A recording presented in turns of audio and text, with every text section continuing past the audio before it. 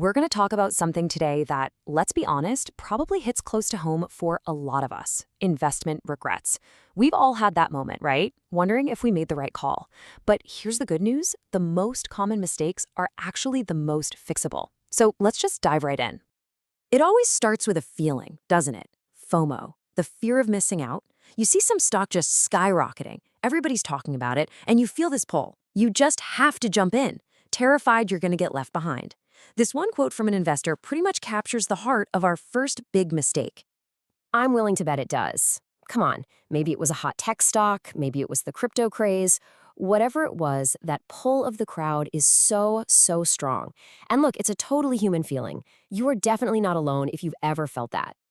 So when you look at what people say are their biggest investment regrets, a really clear pattern starts to show up.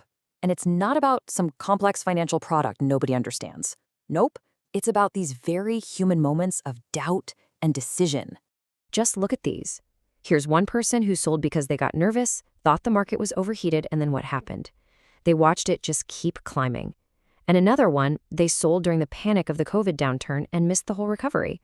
They're two sides of the exact same coin. And that coin has a name: emotional investing. This is the first huge mistake we're going to break down. It's what happens when our feelings, fear, greed, anxiety, even excitement, when they grab the steering wheel from our logic and our plan. And let's just be really clear here. This is hard.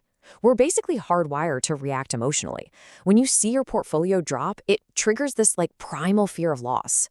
And when you see it soar, it can trigger an equally powerful feeling of greed. Just admitting that, that's step one. There's actually a name for this whole phenomenon. It's called the behavior gap. It's literally the difference between how well an investment performs on paper and the much lower returns that the average investor actually gets. And that gap, it's created almost entirely by us, buying high and selling low because of how we feel. And this is not some new idea, okay? The legendary investor Benjamin Graham said this decades ago. The point is, a lot of the time, the biggest risk to your portfolio, it isn't the market. It's the person staring back at you in the mirror. So if we are our own worst enemy, how do we get out of our own way? Well, the solution is actually surprisingly simple. It's all about creating a system that protects you from your own worst impulses. Let's call it the set and forget strategy. So how do we actually do it? Okay, number one, automate. Set up automatic contributions. This takes the day-to-day decision-making completely out of your hands. Number two, make a solid plan before the market gets all crazy so you already know what you're going to do. And number three, and this is the hardest one, you have to learn to ignore your gut when the market swings. It's almost always telling you to do the exact wrong thing. All right, that covers mistake number one. But what about that other major regret? This one isn't about a bad decision you made in the heat of the moment. No, it's about the decision you never made at all, just waiting too long to even get started. That feeling of being behind can be absolutely paralyzing, but dwelling on it doesn't do any good. We don't have a time machine, right? What we do have is today, and the ability to make some really powerful, really smart decisions that are going to shape our future. So what's the move? We start playing catch-up. Now, this doesn't mean you need to just throw all your cash into some super risky investment and hope you hit the lottery. No way. There are savvy, strategic ways to make up for lost time. Let's get real specific. A lot of financial advisors recommend that if you feel like you're playing catch-up, you should aim to get your 401k or other retirement contributions up to somewhere between 17% to 20% of your salary. Yeah, it's an aggressive target, for sure, but it gives you a clear goal to work toward. So what does that percentage actually look like in real money? Well, let's say someone earns $100,000 a year and they're currently putting in 6%.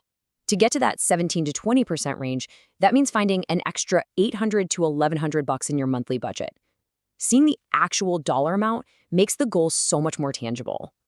And I know what you're thinking: where is that money supposed to come from?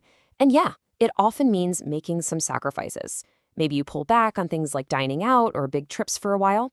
Another great strategy: the next time you get a raise or a bonus, just direct it straight into your retirement fund before you even get used to having it. Oh, and one more really important thing to know. If you're over 50, the government actually gives you a little bit of a helping hand. You are legally allowed to contribute more to your retirement accounts than younger people. You should definitely look up the IRS rules on these special catch-up contributions. So there you have it, the two biggest mistakes, letting your emotions call the shots and letting time just slip away. I mean, that just says it all, doesn't it? You can't change the past. You can't undo that FOMO buy. You can't get back the years you sat on the sidelines. But you know what? It doesn't matter because you have today. Today is your opportunity. So I'll leave you with this question. Forget about yesterday. Don't even worry about tomorrow just yet. What is one small, smart decision you can make for your financial future right now, today?